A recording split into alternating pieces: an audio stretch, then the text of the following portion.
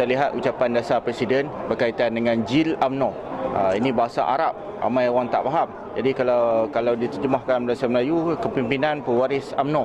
Jadi dalam perenggan 101 dan 102 disebut oleh Presiden UMNO berkaitan anak muda yang dicontohi, yang dipuji oleh Khalifah Umar Al-Khattab, iaitu tidak lain tak bukan adalah Abu Ubaidah Al-Jarrah.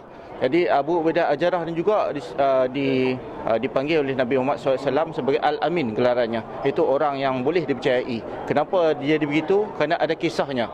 Semasa Presiden bercakap tentang Jil UMNO, selepas itu cakap tak ceritakan tentang Abu Ubaidah ni.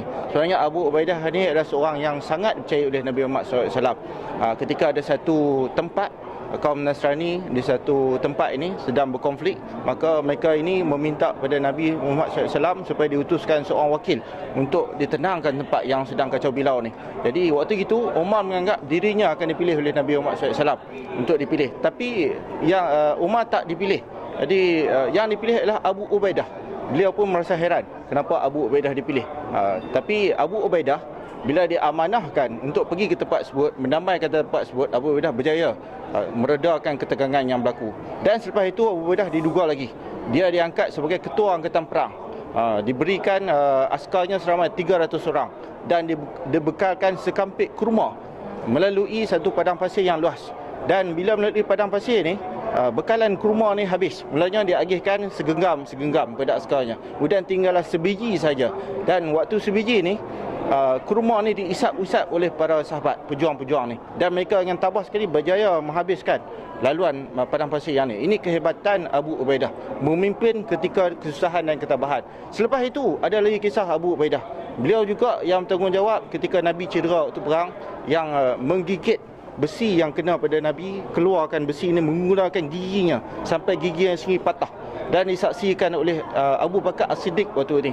Dan inilah antara keberanian yang ditunjukkan oleh Abu Ubaidah, sehingga Umar Al-Khattab menyatakan bahawa jikalau ada khalifah selepasku, maka inilah khalifahnya Abu Ubaidah Al-Jarrah ni.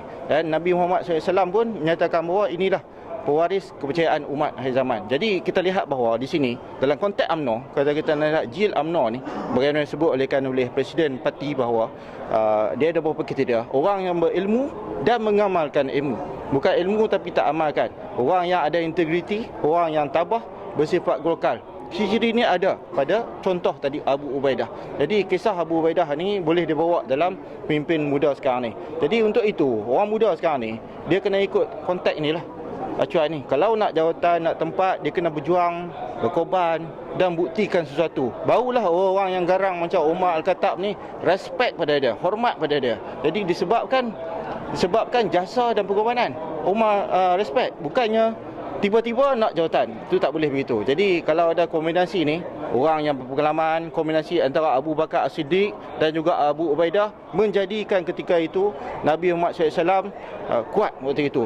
Saya amat percaya dengan kombinasi yang sama pada hari ini, anak muda dan mereka yang berpengalaman akan menjadikan kombinasi UMNO sebagai parti Melayu yang kuat untuk hadapi PRU 14 nanti.